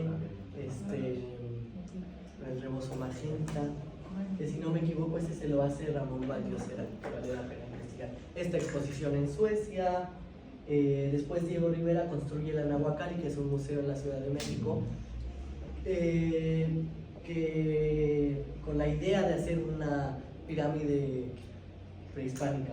La hace en un terreno que la adquiere en el Pedregal y lo construye con estas mismas piedras que había en el Pedregal de volcanes, porque el Pedregal era una zona volcánica. Este es el museo y lo puse aquí, bueno, unas frases de Diego Rivera. Él dijo: devuelvo al pueblo lo que de la herencia artística pude rescatar. Y bueno, las otras. Y entonces Carolina Herrera el año pasado presentó en el Anahuacalli esta colección también inspirada en México y un poco en Frida Kahlo. Fue muy bonita, hicieron muchos eventos, hicieron cenas en la casa de Luis Barragán, hicieron en su Instagram guías de la Ciudad de México, otra vez la mariposa, el azul de la Casa Azul, faldas largas, bordados de Chiapas que hacían artesanas mexicanas, flores, colores. Después Frida en el cine, esta película del 83, que es menos mainstream, es un poco más difícil de entender, con Ofelia Medina. Ella de niña decía que quería ser Frida Kahlo y que coincidencia que interpreta a Frida Kahlo en la primera película. Frida Kahlo del 2002 con Salma Hayek. Aquí están 30 segundos, un sneak peek. A mí me gusta, es más mainstream, toma más los momentos típicos de su vida, pero a mí me gusta. ¿Nos la recomiendas? Sí, se las recomiendo. Tiene actuaciones buenas, enseñan algunos cuadros, sale Chabela Vargas cantando, todavía estaba viva. Tiene diálogos buenos, a mí me gusta. Esa está en Netflix y en Prime.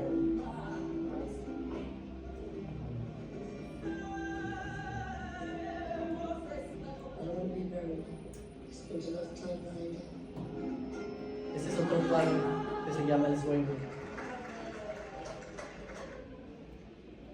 We were in Mexico and we were at the Frida Kahlo Museum, and she has a painting called Viva la Vida, and I thought, oh, that's a cool title. I'd like to use that, and I have a list of titles that I like. And so it was in my head to try and write a song called Viva la Vida. 1, 2, 3, 4. Es la canción que más ha tenido reproducciones en la historia de la música.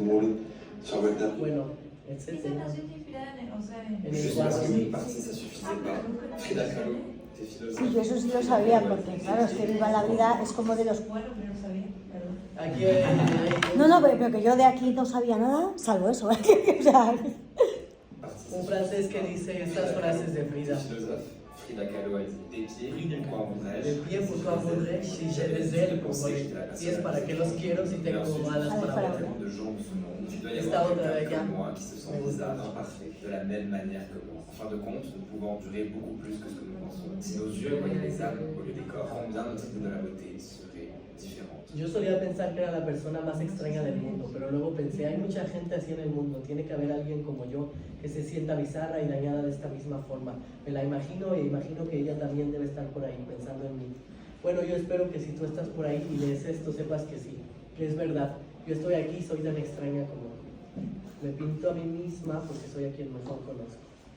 Aquí está la campaña de Dior.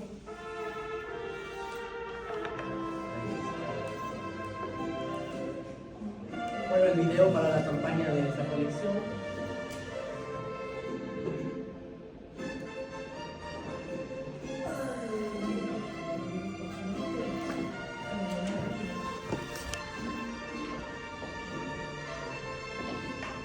Esos cielos tan de Frida Kahlo. Las ponen como en la foto de 1926 con traje que les enseñé. Los alcatraces son flores que pintaba mucho Diego Rivera en su obra. sí, Sí, tiene muchas obras que son mujeres desnudas agarrándolo. María Gracia Curie reinterpretó el traje de charro, lo hizo un poco más corto.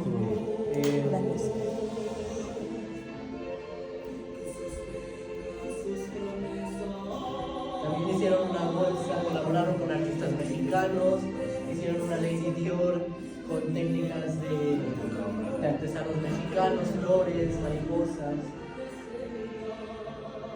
Y no puse los looks, pero vale la pena que busquen el video del desfile. Es Dior Crucero 2024. Ahí está en el espejo. Bueno, una exposición en el Palais Galliera, y aquí mis fotos en la Casa Azul. Ahí estaba haciendo esta parte de la Casa Azul que ahorita sale. ¡Ay, eso tú pintaste de la casa! Sí, sí, es esta parte de la Casa Azul. Esta. Bueno, exactamente es esta, del medio. Esta es la Casa Azul. Este es el cuarto de Diego, que está la parte que está construida con piedra volcánica, y están en una trajinera de Xochimilco.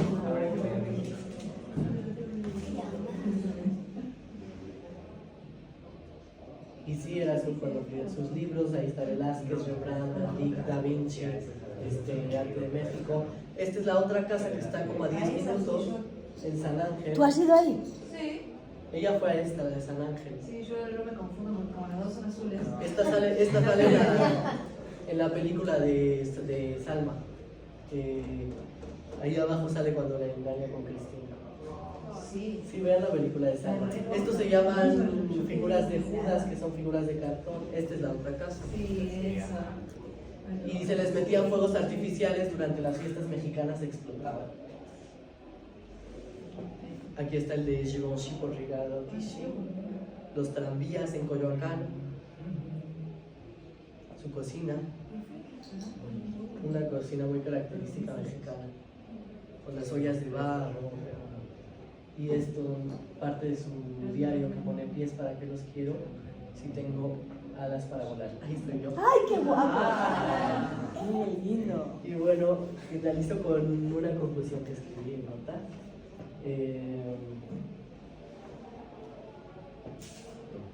Escribí, después de la invención de la fotografía ya no era tan necesario hacer cuadros hiperrealistas.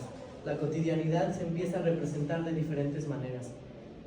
Se rompe volviéndose geométrica, las emociones se pintan de colores y el dolor adopta formas tangibles. Los pintores se volvieron artistas. Plasmaron en el lienzo lo que con palabras no alcanzaba a materializarse. Lo que tengo ahora es una fascinación por Frida, como mujer mayormente autodidacta, como artista, como ejemplo de la libertad de ideología, como ser humano extraordinario y como reflejo de la identidad mexicana después del mestizaje. Es indudable que Frida nos ayudó a romper estereotipos, a ser mexicana, mujer, maravillosa, inteligente, con una educación y habilidad tanto artística como creativa, que muchos hombres y artistas europeos no tenían en lo absoluto. Leer sobre Frida me cae como anillo al dedo en esta etapa de mi vida, no solo para reafirmar mi adoración por México, su historia prehispánica y su cultura temporal, pero también porque es como platicar con una maestra que me enseña principalmente a hacer lo que sea que me guste hacer.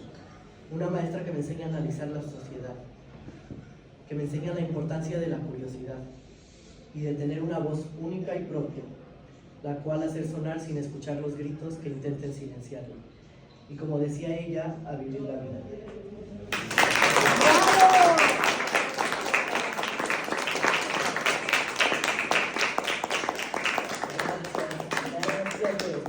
Podría seguir hablando horas y horas, pero... Y yo escuchándote horas y horas, desde luego. Ha sido... Yo creo que cambiamos los profesores. Totalmente, estoy de acuerdo, porque me ha encantado recibir la clase de Jaime. Y os lo... Muchísimas gracias. O sea, todos, estoy segura que hablo por voz en voz de todos, estamos impresionados y te lo agradecemos profundamente, porque es muy difícil.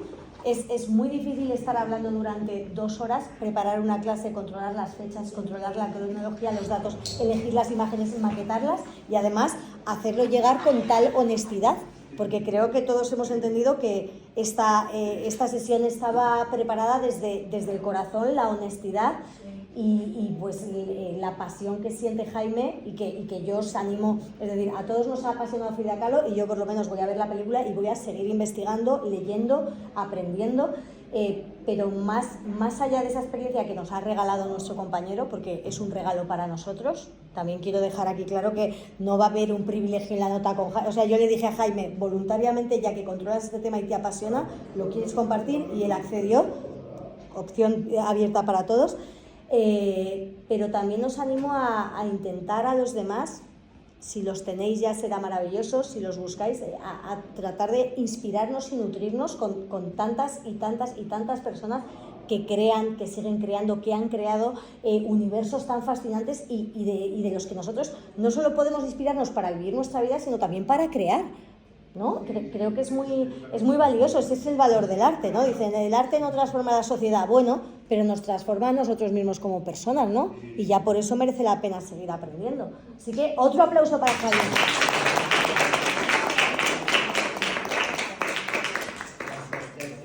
¿Tú quedas satisfecho, Jaime?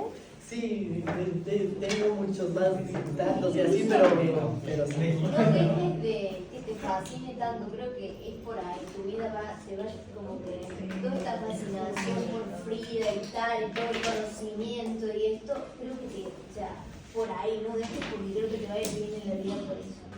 Claro. Es un motor poderosísimo. Por eso yo quiero que Jaime pinte. ¿No? No, que pinte. O sea, como todo este conocimiento que tenés, como contárselo a personas, no sé, otras clases, porque la verdad nunca... Invítame a otras clases, Rosa. Eso está hecho. De hecho, claro, es que antes de que nos dijera Josefina, yo andaba maquinando. Claro, no, pero es verdad, digo, la Jose va siempre por delante, eso es una gran capacidad. Digo, ¿por qué no? O sea, ¿por qué no invitarlo a otras clases? Es decir, el tema lo controla, es exhaustivo, sabe comunicarlo, el material está bien seleccionado. Claro, sería alguien que te gusta mucho, pero si tú no me lo sabes. No, pero ha sido increíble y seguro que todos salimos con una impresión diferente de la que tendríamos de esta gran artista y gran persona, ¿no? Sí. Y esas frases que has seleccionado tan maravillosas, ¿no? Si le ponen en internet frases de Frida Kahlo, hay un artículo de la revista. Incluso, o sea, yo la tenía Frida como algo que como todo el mundo te lo cuenta y así, Frida, que yo llegaba a un punto que te cansaba. Sí, como un lugar común. Claro, como algo tan común y de la forma que lo explicaste y todo lo que ibas contando como más profundo, hoy lo veo diferente. Hoy mi respeto a Frida. Sí, y lo que me ha gustado es que yo antes, para ser sincero, no agarraba un libro y me costaba mucho concentrarme en un libro y con este me atrapó y me gusta que me lleva a otros lados y que me lleva a investigar y que veo documentales y no era algo que hacía mucho, entonces me gusta mucho eso que me ha traído Frida Kahlo. Sí, porque además lo bonito de esa aventura...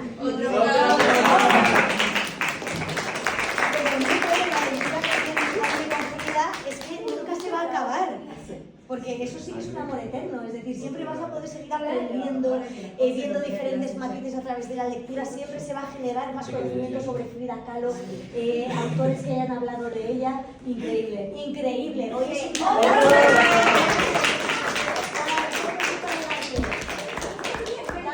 me siento mucho más segura cuando me ponga enferma con María y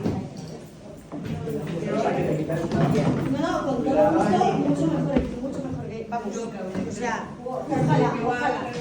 No, es que... ¿Quieres leer ese? Sí, claro, quiero leerlo. ¿Me lo prestas para leer? Gracias, Jaime, felicitaciones. Me lo voy a llevar. Gracias. Adiós, amor. Y gracias, Jimena, por habernos pasado las diapositivas. Jimena no, perdona. No, sí, Jimena, sí. Vale, es que la mejor amiga